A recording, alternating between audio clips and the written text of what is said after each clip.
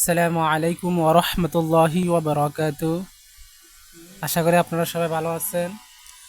আজ আমি আপনাদের সামনে আলোচনা করব ফলাফি মাজিদ ফিহির যে বাবগুলো রয়েছে সে বাবগুলো নিয়ে। এর আগে আমরা আলোচনা করেছি সোলাসি মোজাররদ। সোলাসি মোজাররদ হলো ওই সমস্ত ফেল যার ওজনের মূল কলমা মূল অক্ষর তিনটি এবং যার মধ্যে কোনো জায়দা হরফ অতিরিক্ত হরফ থাকে না। আর সোলাসি মজিদ ফি হলো যার মূল অক্ষর তিনটি কিন্তু তার অতিরিক্ত হরফ থাকে, হয় একটি নয়তো দুইটি নয়তো তিনটি। তা আজকে সেগুলো নিয়ে আলোচনা করব। যেমন দেখেন, আমি প্রথমে লিখলাম সোলাসি মজিদ ফিহির মধ্যে যখন একটি জায়দা হবে, মাজির মধ্যে যখন একটি অতিরিক্ত হরফ আসবে মূল অক্ষর ছাড়া, তখন তার গঠনের মধ্যে হরফগুলো হবে চারটা। যেমন দেখেন আক রমা, আখ রমা, কাফ রমিম, এটা তার মূল অক্ষর, এখানে হামজাটা অতিরিক্ত আসছে। আখ রজা, এখানে হামজা অতিরিক্ত আছে, খ রজিম মূলত। আর যদি মাঝির মধ্যে দুইটি অতিরিক্ত হরফ আসে তখন তার মূল হরফ দাঁড়ায় পাঁচটি।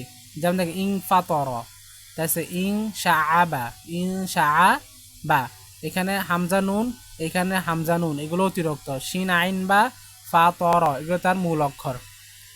তো আমি মূলত এই ভিডিওতে আপনাদেরকে তুলে ধরবো এই যে অতিরিক্ত হরফগুলো, এগুলো দ্বারা কেমনে আমরা ফেলে মাজি গঠন করব, আর ফেলে মাজির স্ট্রাকচার কেমন হবে, ফেলে মোজারের স্ট্রাকচার কেমন হবে, ফেলে মাজির মজুল স্ট্রাকচার কেমন হবে, ইসমে ফাইল, ইসমে মফুল, ইসমে জরফ, ইসমে আলা, ইসমে তবদিল, এগুলো কি করা অতিরিক্ত হরফ মানে সলাসি মজিদ ফির ও বহির্ভূত কোনো গঠন পদ্ধতি আছে সেগুলো নিয়ে আলোচনা করবো আর কি। যেমন আরেকটা সেকেন্ড, ফেলে মাঝি যখন তিনটি অক্ষর অতিরিক্ত আসে তখন তার মূল অক্ষর দ্বারা ছয়টি। যেমন কি ইস তাং সরা, ইস্তাখ রজা, এখানে আমরা যদি হামজা সিন তা, আর এখানে হামজা সিন তা, এগুলো অতিরিক্ত তিনটি হরফ, মূলত খ র জিম, এটা সোলাসি। আর মজিদ ফি এর কারণে, কারণ এখানে হামজা সিন তা অতিরিক্ত তিনটি হরফ এসেছে। যখন মাজির অতিরিক্ত তিনটি হরফ আসবে তখন তার মূল কলেমা দাঁড়ায় ছয়টি, তার মূল অক্ষর কয়টি? তিনটি, সেটাই সোলাসি মজিদ ফি। আচ্ছা, এখন আমি এখানে লিখলাম মাজি মারুফের গঠন প্রণালী। আমরা কিন্তু মাজি মারুফের গঠন প্রণালী আগে শিখলাম, যেটা শিখলাম সেটা হলো সোলাসি মোজাররদ থেকে, মানে মূল কলমা যে তিনটি, ওই তিনটি কলমা থেকে আমরা কিভাবে মাজি মারুফ গঠন করছি, কিভাবে মাজি মাজহুল গঠন করছি, এগুলো আমি আগে ভিডিওতে আপনাদেরকে দেখিয়েছি।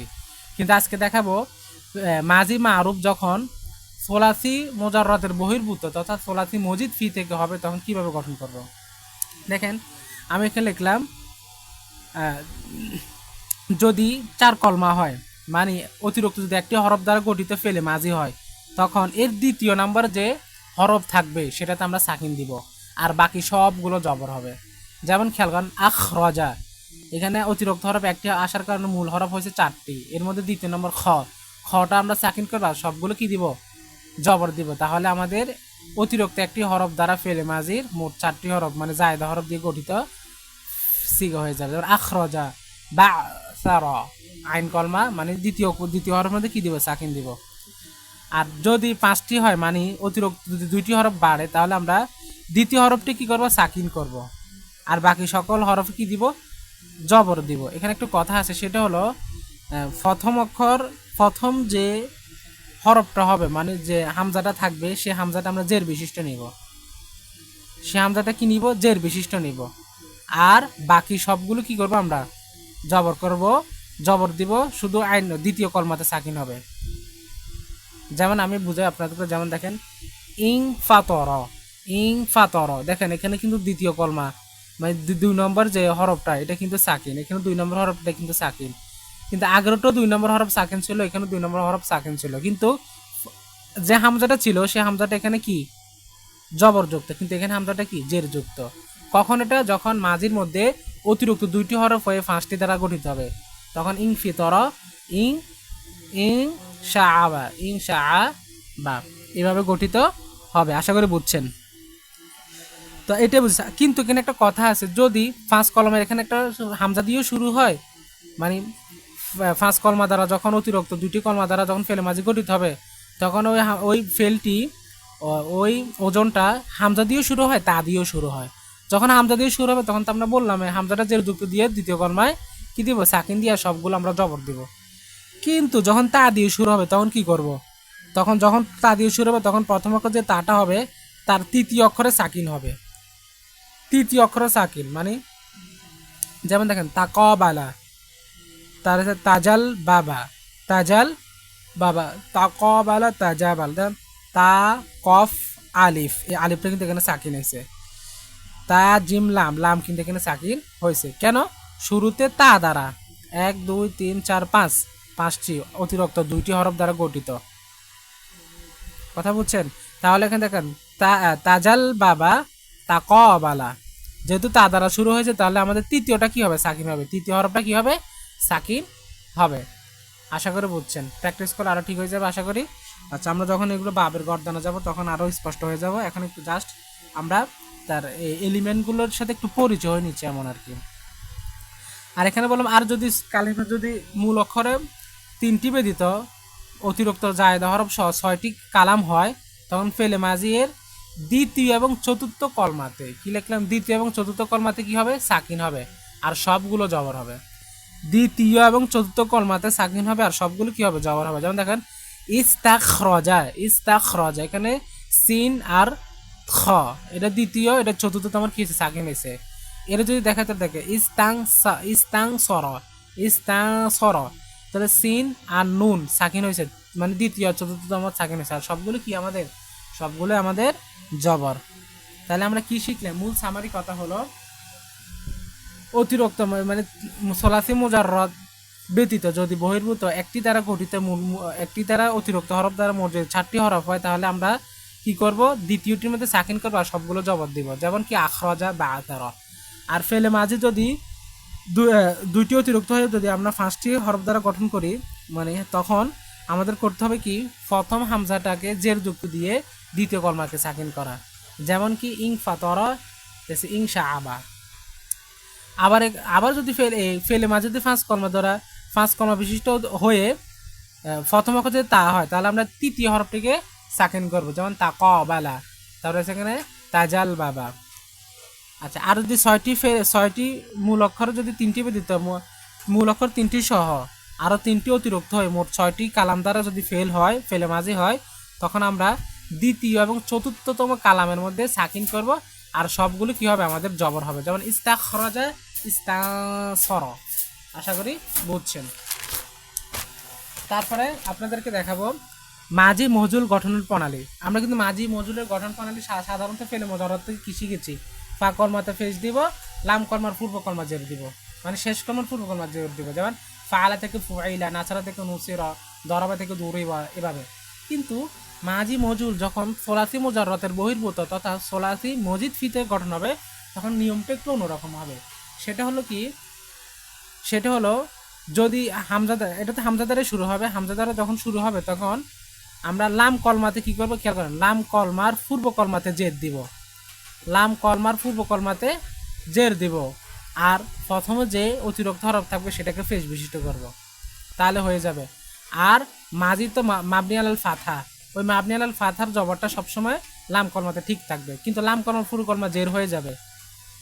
হ্যাঁ, আর কি করবো বলছি? ফা কলমাতে মানে যে প্রথম হরফ থাকবে সেটাকে ফেস দিব, যেমন দেখো আক রমা থেকে উক রিমা, আক রমা থেকে উক রিমা, এটা কিছুটা আমাদের সোলাসি মুজাররতের মতোই, শেষ কলমার পূর্ব কলমা জবর জের আর তার ফা কলমাতে ফেস, এটা এরকম। আক্রমা উকরিম, ফাআলা ফুইলা, ওইটা সোলাসি মুজাররত থেকে। আর সোলাসি মসজিদ বি থেকে হবে আক্রমা উকরিম, যেমন ইজতানাবা থেকে উজে তুনিবা, উজে তুনি বা। এখানে আবার কথা আছে, যেমন আমি কি বললাম উকরিম, এখানে মূল কথা হলো যে শেষ কলমার পূর্ব কলমা জের দিব আর বাকিগুলো সবগুলো ফেস দিব, সাকিন যেখানে থাকবে সাকিনগুলো সাকিনের জায়গায় থাকবে।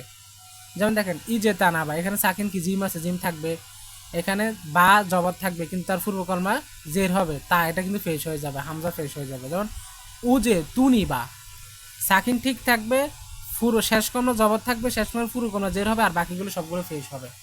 যেমন দেখেন ইস্তাং সর, তো আমরা কি করবো? এখানে উস তু সির, উস তুং ফেস হয়ে যাবে, এখানে সি র, উস তুং সির, এটা আমাদের মাঝুল গঠন প্রণালী। আশা করি বুঝছেন। মানে এক কথা, এখানে কথা হলো এটা, যখন সোলাসি মজিদ ফি থেকে আমরা মাঝি মজুল গঠন করব, তখন আমাদের করণীয় হলো যে কি? মাবনি আলাল ফাতা হিসাবে লাম কলমা জবর থাকবে, তার পূর্ব কালমার লাম কলমার পূর্ব কালমা জের বিশিষ্ট হবে, সাকিন যদি থাকে সাকিনের জায়গা বহল থাকবে, আর বাকি সকল কলমা কি হয়ে যাবে, ফেস বিশিষ্ট হয়ে যাবে। এটা যেমন ইজে তানাবা থেকে উজে তুনি বা ইস্তাং সরা থেকে উস্তুং সের। আশা করি বুঝছেন। আবার এখানে লিখলাম কিন্তু ফেসের পরে যদি আলিফ অথবা ইয়া থাকে, আলিফ অথবা কি থাকে, ইয়া থাকে, কিসের পরে, ফেসের পরে। আমরা তো বললাম না শেষ কর্মের পূর্বকর্ম জের হবে, শেষ কর্মের মাবনি আলার ফাতা হিসেবে জবর থাকবে, সাকিনের জায়গা থাকবে, আর বাকি কর্ম সবগুলো কি হবে, ফেস হবে। কিন্তু এখন কথা হলো ফেস হওয়ার পর যদি আলিফ থাকে অথবা ইয়া থাকে তখন কি করব, তখন আমরা ফেসের চাহিদা অনুযায়ী আলিফ এবং ওয়াওকে বিলুপ্ত করে তদস্থলে একটা আমরা ওয়াও দিব। যেমন কি ক বালা, তো ক বালা এখানে ক আমরা যদি মজুল করি তাহলে কু হয়ে যাবে না, তো কু হয়ে গেলে এখানে তো আলিফ আর থাকতেছে না, তো ফেসের পরে এখানে ওয়া আলিফ পড়তেছে, তো ফেসের চাহিদায় কি ওয়াও, তাহলে আমরা এখানে আলিফকে ওয়া দ্বারা পরিবর্তন করে বলব কি কু উবিলা, ক তালা থেকে কু তিলা, ক তালা থেকে কু তিলা। এখানে ফেস হয়ে গেল মজুলের কারণে, শেষ কর্ম জের কেন হয়েছে এটা বলতে পারবেন, এটা সে জের হয়েছে কারণ মাবনি আলাল ফাতা হিসেবে লাম কলমা জবর থাকবে, কিন্তু তার পূর্বকের কি হবে, জের হবে। আর এখানে কু কেন হয়েছে, ওয়াও কেন হয়েছে, কারণ মজুল এখানে ওয়া হওয়ার পর তারপর একটা আলিফ থাকার কারণে ওয়ার চাহিদা অনুসারে আলিফকে পরিবর্তন করে ওয়াও নেওয়া হয়েছে। আশা করি বুঝছেন। আচ্ছা, এখানে আমি লিখলাম এবার মোজারে মারুফের গঠন প্রণালী থেকে সোলাসি মজিদ ফি থেকে যখন মোজারে মারুফ আমরা গঠন প্রণালী করবো তখন কিভাবে করব, খেয়াল কর। এখানে থেকে আক রমা, আমরা এখানে কি করব, আমরা করব এখানে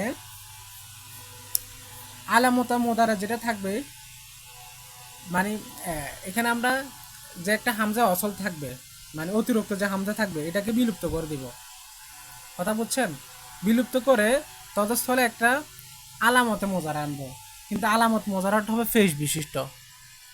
আমরা কিন্তু এর আগে মোজারা মারুফ কি করছি, জবর বিশিষ্ট নিলাম না, কিন্তু সোলাতি মজিদ ফি থেকে আমরা কি করতে হবে, আলামত মোজারা ফেস বিশিষ্ট নিতে হবে। যেমন দেখা, আর শেষ কর্মার পূর্বকর্মা কি হবে, শেষ কর্মার পূর্বকর্মা জের হবে, আর মাফুল এই হিসাবে ফেলে মোজার হিসাবে খালি আমেল থাকার কারণে শেষ একটা পেশ হবে। যেমন দেখেন আক রমা থেকে আমি কি করবো, দেখো সরি এটা তো বিলুপ্ত হয়ে যাবে, এটা ই আনবো কফ র মিম, তাহলে কি ইউক রি মু। দেখেন মানে মোজারা হওয়ার কারণে এখানে ফেস খালি আমেল থাকার কারণে, আর তার পূর্বক্ষর জের হবে নিয়ম অনুসারে, আর এখানে আলামতে মোজার আনতে হবে কি হিসেবে, ফেস বিশিষ্ট হিসাবে। তাহলে আক্রমা থেকে ইউক রিমু, তাহলে বা আথারা থেকে কি হবে, বা আথারা থেকে ইয়া, বা আথারা থেকে আমাদের হবে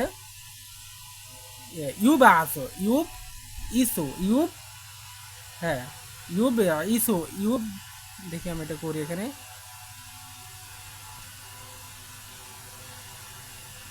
না না ইউ বা আসিরু, ইউ বা ইউ বা সি রু, হ্যাঁ ইউ বা সিরু হবে, বা সারা থেকে কি হবে, ইউ বা সিরু, আলামত মজার ফেস দিব, পূর্ব লাম কলমার পূর্ব কলমা জের দিব, লাম কলমাকে ফেস দিব, আর যা বাকি যেগুলো থেকে বহাল থাকবে। দেন ইউ বা সিরু, বা সারা থেকে কি ইউ বা সিরু, বা সারা থেকে ইউ বা সিরু। আশা করি বুঝছেন। আচ্ছা, তো এখানে আমরা বাকে কিন্তু বিলুপ্ত করি না, কেন বিলুপ্ত করি না, কারণ বা এটা একটা সহি হরফ, কিন্তু এখানে হামজা অস্ত্র থাকার কারণে হামজা অস্ত্রকে বিলুপ্ত করতে হয়েছে আমাদেরকে। আশা করি বুঝছেন। যেমন এই যে তানাবা থেকে আমরা কি করব, আচ্ছা এটা সরি এটা হচ্ছে আমাদের ক্ষয়ের নিয়ম। ক্ষয়ের নিয়ম মানে হলো এখানে আমি হ্যাঁ এখানে মূলত বোঝানো হয়েছে এই যে তানাবা ও এটা একই রকম। এখানে যদি হামজা অস্ত্রে থাকে, হামজা অস্ত্রে কি করব, বিলুপ্ত করব। এটা হচ্ছে মনে চার কলমা বিশিষ্ট, এটা হলো চার কলমা বিশিষ্ট, আর এটা হলো পাঁচ কলমা বিশিষ্ট। মানে অতিরিক্ত একটি হরফ হলে আর অতিরিক্ত দুটি হরফ হলে তখন কি করব, এইখানে হামজা অস্ত্রটাকে বিলুপ্ত করে তদস্থলে একটা, খেয়াল করেন তখন বলছি চতুর্থ মানে চার কলমা বিশিষ্টের মধ্যে কি বলছে, আলামত মোজারা কি নিতে হবে, ফেস বিশিষ্ট নিতে হবে, কিন্তু পাঁচ কলমা বিশিষ্ট হলে আলামত মোজারা জবর বিশিষ্ট নিতে হবে। আশা করি বুঝছে, আলামত মোজারা কি নিতে হবে, জবর বিশিষ্ট নিতে হবে। আর আমি সবগুলো বসাচ্ছি, যেমন দেখেন জিম তা নুন বা, এবার দেখেন শেষ কর্মার পূর্বকর্মা, শেষ কর্মা এটা শেষ কর্মার পূর্বকর্মা মানে লাম কলমা, লাম কলমাতে ফেস হবে, তার পূর্বকর্মা জের হবে ইয়া, ইয়া যে তানি বু। দেখেন ই যে তানা বা থেকে কি হয়ে গেছে ইয়া যে তানি বু। কেন হয়েছে আবার বলতেছি, প্রথমত হামজা অস্লিকে বিলুপ্ত করব, করে তদস্থলে যদি 5 কর্ম বিশিষ্ট হয়, 4 কর্ম বিশিষ্ট হলে আলামত মোজার ফেস নিব, আর যদি 5 কর্ম বিশিষ্ট হয় তাহলে আলামত মোজারে জবাব বিশিষ্ট নিয়ে আর শেষ কলমা ফেস দিব, তার পূর্ব কলমা জের দিব, তাহলে হয়ে যাবে ইয়া যে তানি বো, ই যে তানাবা থেকে। কিন্তু যদি তা দ্বারা হয়, কথা আছে এখানে, ফার্স্ট কলমা আমরা বলছি কয়ভাবে হয়, হামজা দ্বারা শুরু হয়, তা দ্বারাও শুরু হয়। যখন তা দ্বারা হবে তখন কি করব, যখন তা দ্বারা শুরু হবে মনে রাখবেন, তখন আমাদেরকে শুধু অতিরিক্ত একটা আলামত মোজারে জবর বিশিষ্ট আনতে হবে, আর সবগুলো ঠিক থাকবে। আর শেষ কর্মার পূর্ব কর্মা কি হবে, শেষ কর্মা ফেস হবে, আর পূর্ব কর্মা ঠিক অবস্থা থাকবে, এখানে জের হবে না।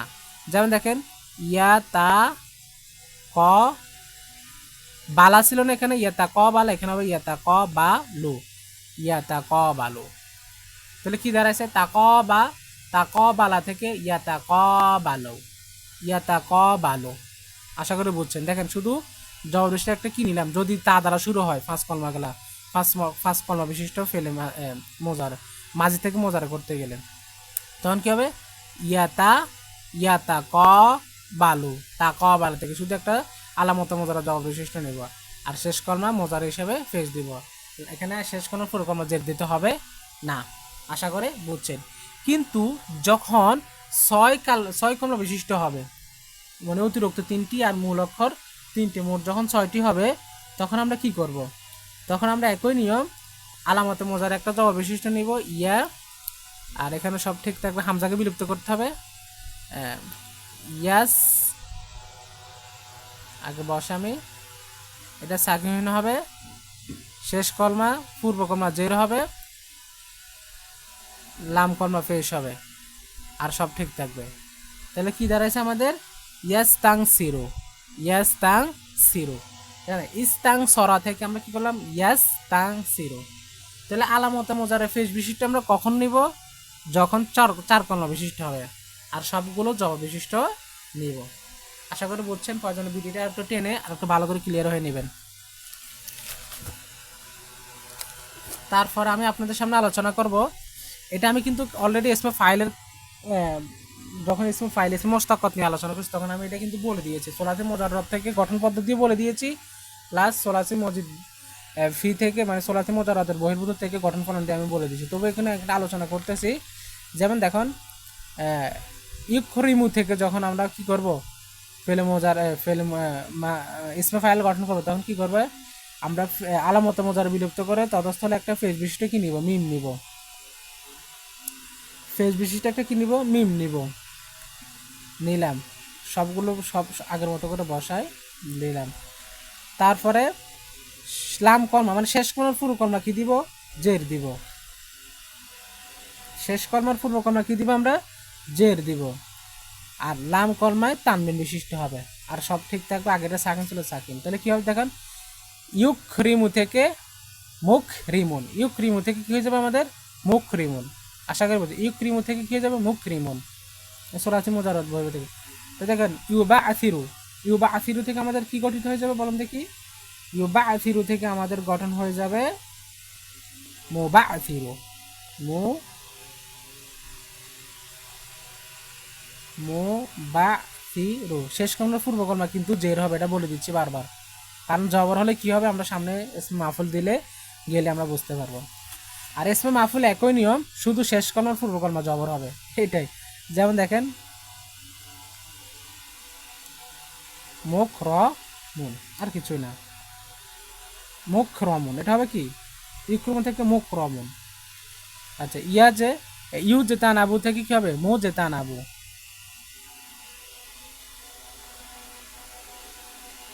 মো জেতানা, এখানে জবর হবে, ফেস কিন্তু হলে এটা এসে ফাইল হয়ে যাবে আবার। আশা করি বুঝছেন। এবার দেখেন আমি এখানে আরেকটা আলোচনা করলাম ইসমে আলা, কি নিয়ে, ইসমে আলা। এখন বলা বাহুল্য যে ইসমে আলা আর ইসমে তাবদিলের সোলাসি মোজাররদ ব্যতীত সোলাসি মজিদ ফি থেকে তাদের কোনো গঠন প্রণালী নাই। যদি তাদেরকে ইসমে তবদিল করতে চান অথবা ইসমে আলার যন্ত্রের দিকে ইঙ্গিত করতে চান, তাহলে তাদের শুরুতে আলা অথবা তাবদিল উল্লেখ করতে হবে। যেমন দেখেন ইজে তান কিসের পূর্বে তাদের মাজদার, যে ফেলকে আপনি ইসমে আলা করতে চাচ্ছেন, মানে 4 অক্ষর 5 অক্ষর বিশিষ্ট অতিরিক্ত হরফগুলো, সেগুলোর মাজদারের পূর্বে আপনি বসান, সেগুলোর ফেল না, সেগুলোর মাজদার। যেমন আমরা ইজে তানাবা পড়ছেন, ইজে তানাবার মাজদার কি? ইজে তানা বান, ইজে তানা বিন, ইজে তানা বান। আমরা পড়ছিলাম কারো ইউক্রিমু, ইউক্রমু পড়ছিলাম না, এটার মূলত মাজদার কি? ইক্রমান না, ফাহুয়া ইক্রমান। এই ক্রমান এই মাজদারের শুরুতে ইসমে তাবদিল যদি আমরা গঠন করতে চাই, তাহলে আমাদের কি আনতে হবে? এখানে একটা আমাদেরকে আফদলও আনতে হবে অথবা আসাদ্দু আনতে হবে। ইসমে আল্লাহ ক্ষেত্রে শুধু আলা আনতে হবে। যেমন দেখেন ইজে তানাবান, যদি আমি বলি ইসমে ইয়া গঠন করতে চাই, ইসমে আলা গঠন করতে চাই, তখন করবে আলা তো ইজেতানা বান, ইজেতানা বিন। আর যদি যখন ইক্রমান, আমি বলতে হবে এখানে কি? আফদালু ইক্রমান, মানে অধিক কি সম্মানিত ব্যক্তি। আফদলু ইক্রমান, মাজদারের শুরুতে বসাতে হবে, ফেল না, মাজদার। এটা যদি বলে আসাদ্দু ইজেতানা বান, আসাদ্দু ইজেতানা বান,